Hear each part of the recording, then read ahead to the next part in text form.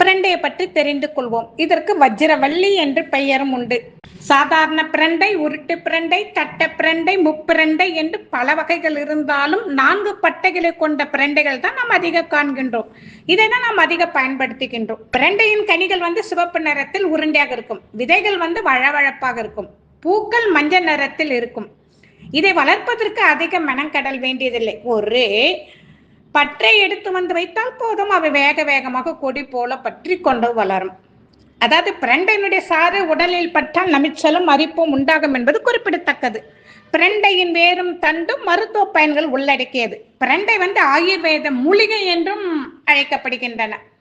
அதாவது வாயுக்களை விடுவிக்கும். வாயுக்கள் அதிகம் ஆகும் போது நமது உடலில் இருக்கும் எலும்புகள் சந்திக்கக்கூடிய பகுதிகளில் தேவையற்ற நீர் தேங்கிவிடும். இவை உடலில் வலிகளை உண்டாக்கும். இந்த நீர் தான் வாயு நீர் என்று அழைக்கப்படுகின்றன.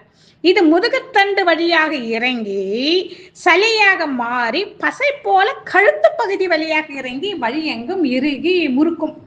இதனால் தீவிர கழுத்து வலி, முதுகு வலி, கால் வலி போன்ற உபாதைகள்லாம் உண்டாக்கும். பிரண்டை துவையலாக்கி சாப்பிடுவதன் மூலம் இந்த வாயு நீர் வெளியேறும். மேலும் வாயு நீர் சேராமல் தடுக்கும்.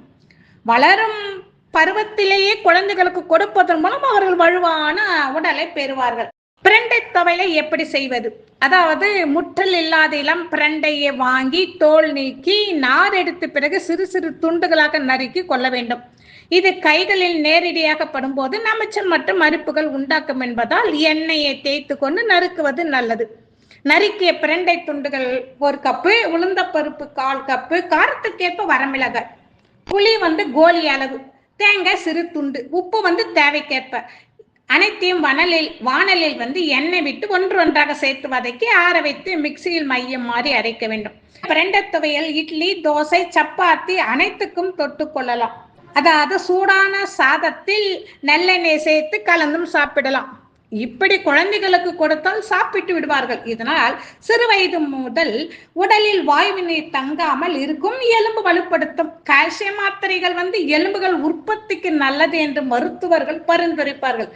ஆனால் பிரண்டை விடாமல் சாப்பிட்டு வந்தால் எலும்புகள் வலுப்படுவதோடு எலும்புகள் விரைவில் உடையவோ விலகவோ செய்யாது. மூட்டுகளில் வீக்கம், வலி, சுளுக்கு போன்ற உபாதைகள் உண்டாக்கும் போது பிரண்டையை பற்றாக்கி போட்டால் வலி நாளடைவில் பறந்துவிடும். பழங்கால சிகிச்சை முறையில் இதைதான் நம் முன்னோர்கள் பயன்படுத்தி எலும்பு முறித்த பிரச்சனைகளுக்கு தீர்வு கண்டார்கள் என்பது குறிப்பிடத்தக்கது. பிரண்டை எலும்பு உயிரணு பெருக்கத்தை அதிகரிக்க செய்கின்றன.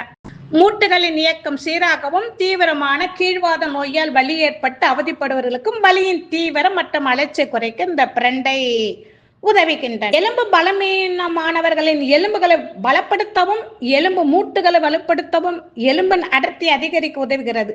பிரண்டை எலும்பு முறிவு சிகிச்சைக்கு எடுத்துக்கொண்டிருப்பவர்கள் மாத்திரைகளோடு பிரண்டை துவையல், பிரண்டை தோசை, பிரண்டை குழம்பு இவற்றை பிரண்டை கட்டையுடன் பயன்படுத்தலாம்.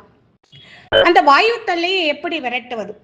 பிரண்டையுடன் கல் உப்பு சேர்த்து மிக்சியில் அரைத்து இரும்பு வாணலில் விழுது சேர்த்து வதக்கி வலி, சுளுக்கு, முறிவு ஏற்பட்ட இடத்தில் தொடர்ந்து போட்டு வந்தால் வலியினுடைய தீவிரம் நிச்சயம் குறையும். உடைந்த எலும்புகள் சீக்கிரம் இணையும். இதை எப்படி சாப்பிடலாம்? பிரண்டையை நறுக்கி சாறு பிழிந்து அதனுடன் நெல்லெண்ணெய் கலந்து குடித்து வந்தால் சீரற்ற மாதவிடாயும் சீராகும். மூல நோய்க்கும் பிரண்டையை பயன்படுத்தலாம். அது எப்படின்னு கேட்டா, பிரண்டையை சுத்தம் செய்து நறுக்கி நெய்யில் வதக்கி லேசாக உப்பு சேர்த்து காலையும் மாலை உட்கொண்டு வந்தால் மூலம் கட்டுப்படும். இரத்த அழுத்தம், இதய நோய், நீரிழிவு கட்டுப்பட இந்த பிரண்டை உதவுகிறது. இரத்த குழாய்களில் தேங்கி நிற்கும் கெட்ட கொழுப்புகள் உடலில் இரத்த ஓட்டத்தின் வேகத்தை குறைத்து இதயத்துக்கு ரத்தம் செல்வதை குறைகிறது. இந்த கொழுப்புகளை வெளியேற்றி இரத்த ஓட்டத்தை சீர் செய்வதும் பிரண்டை தான். குடல் புண், இறைச்சி, இறப்பை அழற்சி, வயிற்று பொறுமல், சிறுகுடல், பெருங்குடல் புண் போன்றவற்றை நீக்கவும் துணை புரிகிறது. அது மட்டுமல்லாமல் பல் சொத்தையும், பல் ஈறுகளும், பல் கூச்சமும், பல்வலியும் என மொத்தமாக காணாமல் போக இந்த பிரண்டை உதவுகிறது. குடலில் இருக்கிற புழுக்களையும் வெளியேற்ற பிரண்டை போதும் என்கிறார்கள் ஆயுர்வேத மருத்துவர்கள். பிரண்டை துவையல் போல பிரண்டை இலையும் துவையலுக்கு உதவுகிறதாம். அது எப்படின்னு கேட்டாக்கா, பிரண்டை இலை 1 கப்பு, இஞ்சி பூண்டு விழுது 1 டீஸ்பூன், மிளகு 10, வரமிளகாய் 2 கருவேப்பிலை, கொத்தமல்லி தலா ஒரு கைப்பிடி, உப்பு, நல்லெண்ணெய் தேவைக்கேற்ப. வாணலில் எண்ணெய் விட்டு இந்த பிரண்டை இலை, கருவேப்பிலை, கொத்தமல்லி வதக்கி அனைத்து பொருள்களையும் சேர்த்து மிக்சியில் மைய அரைத்து கொண்டு தேவையெனில் கடுகு சேர்த்து தாளித்து இறக்கலாம். இவை தவிர பிரண்டையை வருடம் முழுதும் பயன்படுத்த என்னவெல்லாம் செய்யலாம்? பிரண்டை எல்லா காலங்களும் பயன்படுத்த பிரண்டை வற்றல் ஏற்றது. இளம் பிரண்டையை துண்டுகளாக்கி நன்றாக புளித்த மோரில் கைப்பிடி அளவு உப்பு சேர்த்து வெயிலில் காய வைத்து மீண்டும் ஊற வைத்த மோர் பானையில் கலக்கி அடுத்த நாள் காய வைத்து உலர்த்தி மோர் தீரும் வரை ஊற வைத்து நன்றாக காய வைத்து எடுத்து வைத்தால் பிரண்டை வற்றல் தயார். பிரண்டையின் பலன்கள் இவ்வளவு இருந்தாலும் பிரண்டை வாங்கி சுத்தம் செய்து என்று சலித்துக் கொள்பவர்கள் நாட்டு மருந்து கடையில் கிடைக்கும் பிரண்டை பொடியை வாங்கி பயன்படுத்தலாம். மேலும் பிரண்டை உப்பு கிடைக்கிறது, தரமான கடைகளில் வாங்கி பயன்படுத்தலாம்.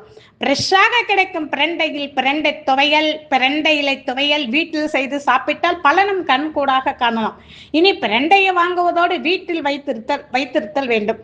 ஆரோக்கியமான வீட்டுக்கு அடித்தளம் பிரண்டை போன்ற மூலிகை தான். அத்தகைய பிரண்டையை பயன்படுத்தி நாமும் இயற்கையை பாதுகாப்போம்.